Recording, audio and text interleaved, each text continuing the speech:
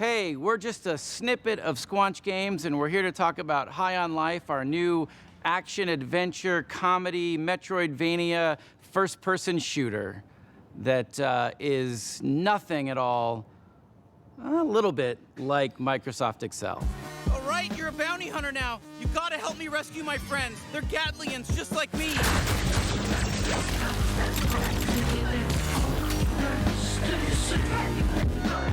That's our game, High on Life. Pretty insane. There's a lot to talk about. Let's dive in. So Justin, you're typically known for working in animation. What brings you into the world of games? Why are you in the world of games? I'm obsessed with games, have been my whole life. Always had ideas, always had, things I would love to make, but just never thought I could ever step into that arena because I lack all the skills needed. You don't know how games work. Other than like creative direction, creative ideas, like other than that, I lack all the skills to execute. But that's why, that's part of why you want to start Squanch, right? Is like to be able to have an idea like that and let it grow to something amazing. And to be able to be creatively free. I wanted to make games that I wanted to play. And that was sort of the spark that just lit the fire of Squanch Games. And then we shipped Trover and we shipped Accounting Plus, and now we're on this absolutely dream game. This is like our real legit swing at like a proper, we're indie, but like this is like our AAA, or is it triple I for indie? Yeah. We're triple I. Yeah. This is a triple I game. So the story of our game mostly follows like Earth being invaded by this evil criminal cartel of aliens who come in and kidnap humans and start selling them on the black market like they're drugs. And you're the one human who has to team up with a talking gun and stop them.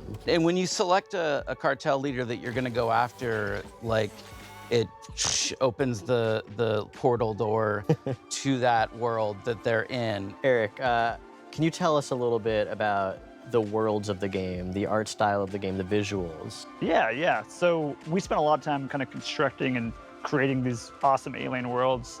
Myself and Mikey Spano, who is our art director, him and I worked like a ton on the sort of art direction of the game. He really kind of landed in this space, which was kind of Blade Runner meets the Muppets. So we're trying to capture that feeling with all of our characters, and especially our aliens. And then each world is its own kind of unique flavor, right? I think some of the ideas came from very kind of core thoughts. Like we want to have an awesome alien, like drug-dense spa on an asteroid. And yeah, what makes me really excited is the sort of really clear and like, it's almost deceivingly simple narrative, right? Save the Earth, humans or drugs, talking guns. Ta-da. So Alec, who are the guns? What's their deal? The guns are these talking alien Gatlians. They're all shaped somewhat like a gun you'd find on Earth, but they've evolved to be just gun-like in their own way. And so this race of Gatlians each has their own unique personality, their unique set of abilities, and you're gonna be rescuing them from this evil alien cartel, and together, you gotta stop the bad guys. And get more Gatlians. Yeah, collect more Gatlians. Yeah, a lot of players are gonna have very different experiences depending on what gun they favor. Yeah, you kind of pick your favorite companion to have out a lot and hear their dialogue, be part of different dialogue scenes and stuff. Yeah. Look at us, blasting away! And sometimes you can unlock the guns in a different order than another player has. So when you go back through a level, you'll see things that you would have been able to access if you'd done it in the other order. That's and you can come back. That's a huge one. All right, so we've talked about this crazy good game that sounds amazing. Why should people be excited to play it?